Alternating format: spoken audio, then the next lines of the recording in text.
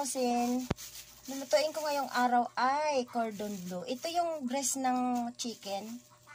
Palalaparin natin, paninipisin natin mga kakusin. Yan, ganyan. Hiwa-hiwaan natin mga kakusin para lumapad siya.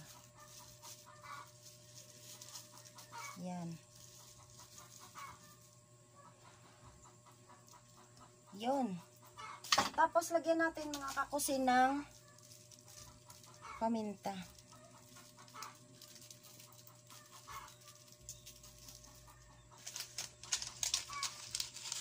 Seasoning. Kasi babalutin natin yan sa plastic mga kakusin. Kaya naandyan siya sa plastic.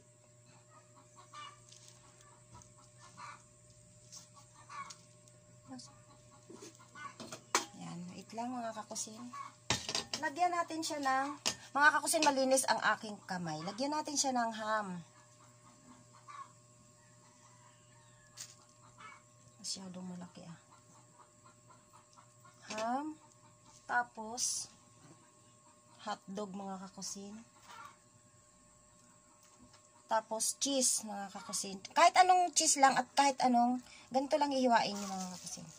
Kahit anong brand ng tapos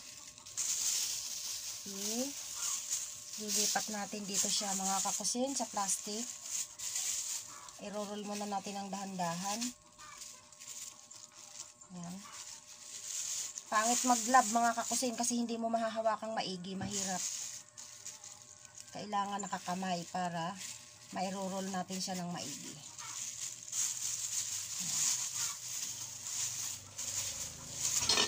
Na-roll ng maigi mga kakusin, ganyan. Babalutin natin siya sa plastic. Yan, ganyan. Oh. Yan. Tapos gaganituhin natin siya mga kakusin. Yan. Tapos magkabilaan. Ayusin natin. Ganyan. Ganyan mga kakusin. Oh. Yan. Tapos papalamigin natin mga kakusin ng mga 30 minutes. Pag lumamig na po siya, magpainit tayo ng mainit na mantika. Kailangan yung mantika lampas sa kanya. Ano po? Tapos ganyan, palamigin muna natin siya sa freezer ng mga 30 minutes. Pag lumamig na po siya, saka natin tanggalan ng plastic at ipriprito natin sa mantikang mainit. Ipapaanuhin muna natin mamaya yan. Lagyan natin ng itlog at saka ng bread mix. Yun lang po mga kakusin. Ano muna natin sa freezer. At ito na nga mga kakusin ang bread mix. Ito ay 2 kalahating cup na all-purpose flour, tapos kalahating cup na breadcrumbs, tapos ay 3 kutsarang cornstarch at mud, at seasoning, pamintang durog. Hinahalo-halo ko siya. I-mix natin ang nilagyan ko to ng seasoning, pamintang durog, 2 kutsarang cornstarch, kalahating cup ng all-purpose flour, kalahating cup ng breadcrumbs. Yan. Ihalo na natin maigi mga kakusin. At ito yung itlog na 2 pirasong itlog. Nilagyan ko ng seasoning at binati. Dito natin siya at ito na yung pinalamig nating nakaset up na cordon bleu. Tanggalan lang natin ng plastic mga kakusin. Kailangan palalamigin natin sa freezer na nakabalot sa plastic para ma-set up mga kakusin yung pagkabilog niya. Na ganito siya mga kakusin. Malinis ang kamay ko mga kakusin. Ganito na siya mga kakusin pag tinanggalan ng plastic. Yan, ilagay natin dito mga kakusin, dahan-dahan lamang. Ayan, dahan-dahan. Nakaset up na yan, saka siya pinalamig ko. Yan. Ilagay natin sa itlog mga kakusin. Tapos, ibalik natin. Dahan-dahan lang mga kakusin. Kailangan kakamayin, wag mag-gloves-gloves kasi masisira pag nag-gloves. Ilagay natin sa mainit na mantika, mga kakusin. Ito na nga mga kakusin, yung cordon bleu, piniprito na natin sa mahinang apoy. Kailangan po mga kakusin, ganyan karami ang mantika, pantay sa kanya. At kung maaari nga lang ay lalampas pa sa kanya yung mantika mga kakusin. Pero mahina lang ang apoy mga kakusin para maluto siya. Alalay lang po ang apoy mga kakusin. Sobrang laki kasi ng dress na nabili ko kaya malaki yung cordon bleu. Dapat kasi yan ay maliit lang para madaling maluto. Pero ayos lang yan mga kakusin kahit malaki siya. Pwede na yan. Lalay lang mga kakusin ang apoy para maluto siya. Maliit lang na apoy. At ito na nga mga kakusin yung cordon bleu natin. Maluluto na siya mga kakusin. Oh. Balik na rin po natin mga kakusin. Dahan-dahan lang po pag nagbabaliktad tayo.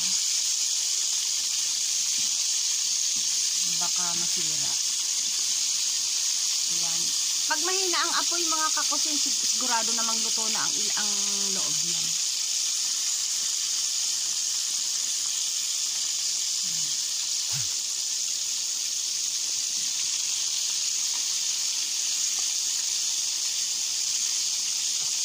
Ang bango mga karils ng ating cordon bleu. Chicken cordon bleu mga kakusin. Ito po ay sa version ko. Erlinda Cuisine Vlog. Ikot-ikotin natin barabalik na rin natin ng kaunti para siya ay magparehas ang kulay.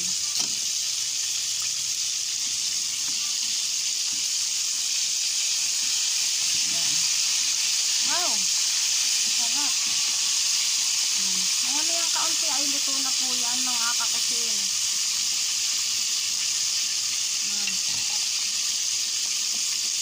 At ito na nga siya mga kakusin. Hahanguin na natin at luto na siya. Patay na natin ang apoy.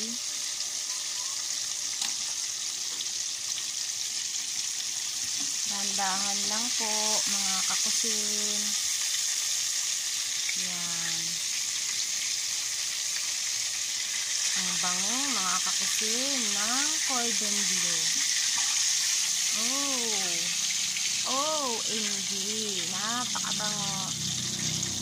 Maraming salamat mga kakusin sa inyong suporta. At please naman mga kakusin, pa-subscribe naman po.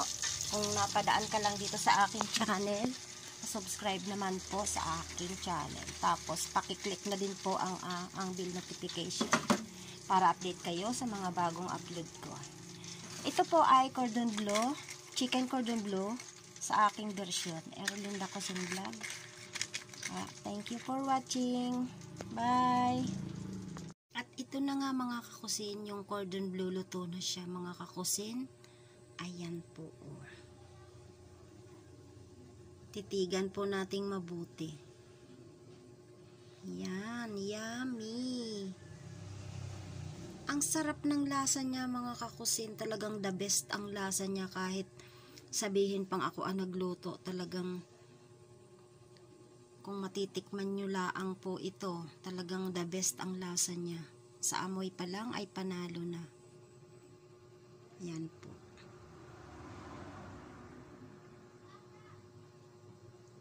Shout out sa mga subscriber ko. Maraming salamat sa inyo. Maraming salamat sa suporta nyo.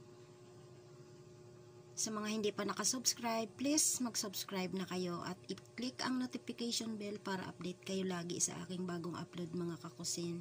Maraming salamat. Ito ay sa version ni Erlinda Cuisine Vlog. Thank you for watching. Bye-bye!